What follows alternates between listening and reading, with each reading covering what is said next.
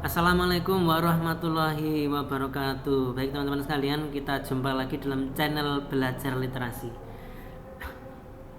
Baik, ini kita masih melanjutkan bahasan video berikutnya ya, yaitu Bahasa Indonesia Kurikulum Merdeka kelas 9, yaitu bab teks prosedur. Pada video kali ini kita akan membahas istilah serapan. Untuk itu sebelumnya kita mulai dulu dengan baca basmalah bersama-sama. Bismillahirrahmanirrahim. Baik teman-teman sekalian, mungkin kalian bertanya-tanya nih dalam hati kalian, apa sih hubungannya nih? Atau jangan-jangan nggak ada yang bertanya-tanya nih. Apa sih hubungan antara unsur serapan dengan teks prosedur?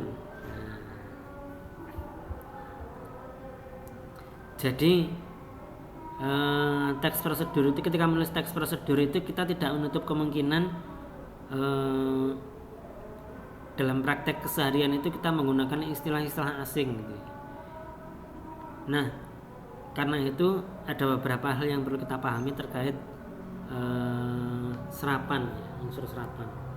Jadi bahasa Indonesia ini teman-teman sekalian belum menjadi bahasa yang sempurna gitu ya, sehingga bahasa Indonesia selalu berkembang dan diperkaya dengan kata serapan dari berbagai bahasa asing, misalnya bahasa Inggris, Arab, Belanda gitu ya, dan rumpun Melayu yang lain ya. Nah,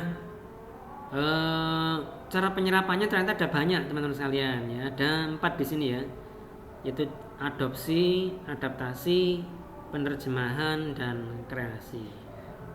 Pertama kita bahas dulu adopsi.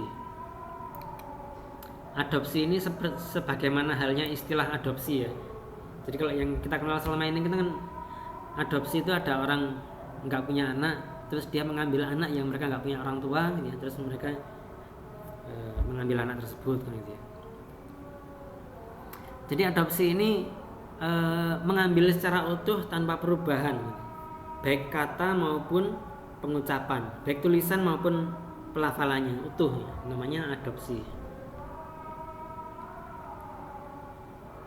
Nah, diserap secara keseluruhan. Nah, ini ya. Itu adopsi. Contohnya film, kita adopsi jadi persis film juga. Nah, itu kan nggak ada perubahan. Tulisannya sama, pengucapannya juga sama. Jadi diserap secara utuh keseluruhan ya. Kita kasih tulisan ya, utuh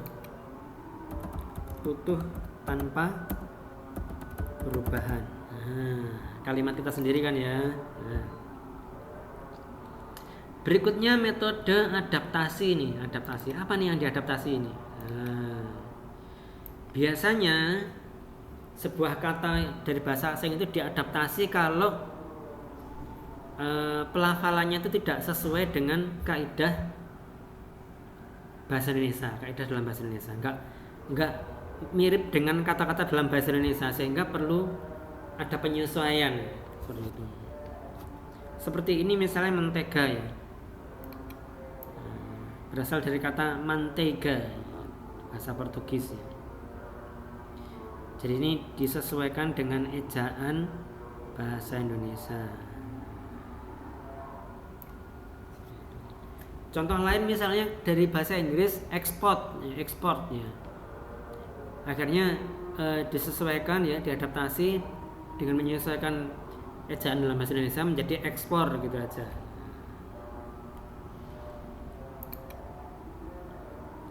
Jadi menyesuaikan kaidah ya, dalam bahasa Indonesia.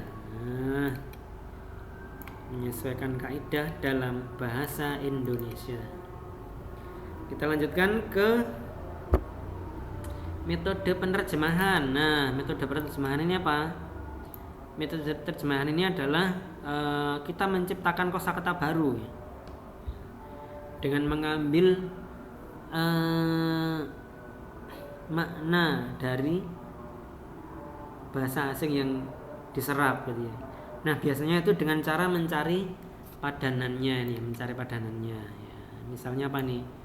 Contohnya adalah spare part menjadi suku cadang. Terus kemudian yang ketiga metode kreasi. Metode kreasi, membuat kosakata baru nih. Membuat kosakata baru untuk menggantikan kosakata asing.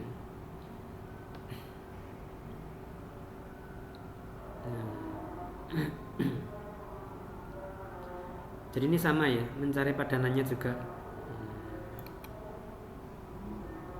Tapi kalau yang di atas itu menerjemahkan, kalau ini kan nggak bisa nih. Kalau yang kreasi ini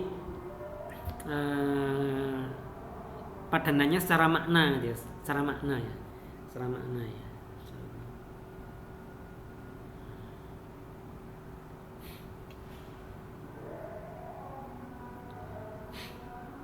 Baik itu.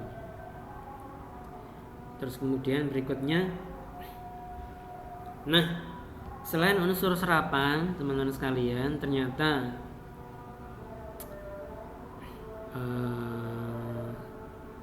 teks prosedur ini juga punya hal lain yang perlu dibahas ya, yaitu kemunculannya di mana. Teks prosedur ini seharusnya kan non fiksi ya, non fiksi.